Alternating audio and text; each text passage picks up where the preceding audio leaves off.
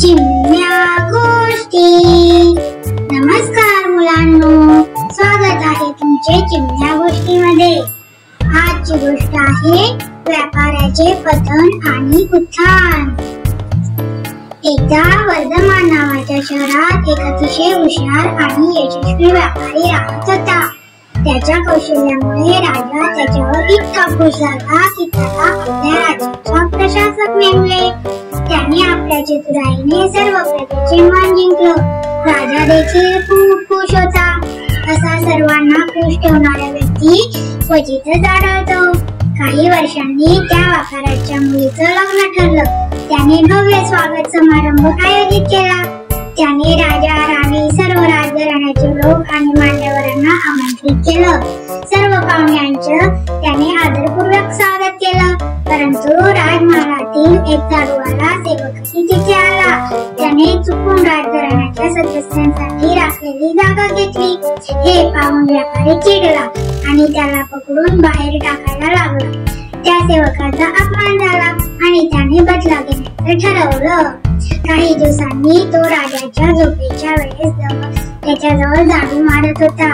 त्याने मुद्दाम ऐकू येईल अशा आवाजात पुटपुटलं, हे देवा, व्यापारी इतका ढीठ झाला की राणीला मिठी घालतो। राजाने हे ऐकलं आणि तो अस्वस्थ झाला। त्याने व्यापाऱ्याला दरबारात येण्यास बंदी घातली आणि त्याच्यावरील कृपाही काढून घेतली।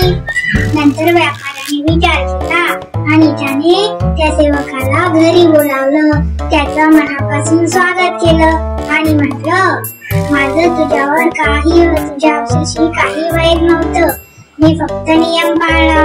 तू राजमंडपात बसल्याने इतर मान्यवर दुखावले गेले। सेवक खुश झाला। त्याने माफ केलं आणि परत राजाकडे जाऊन तसंच काहीतरी गोंधळ पुटपुटला।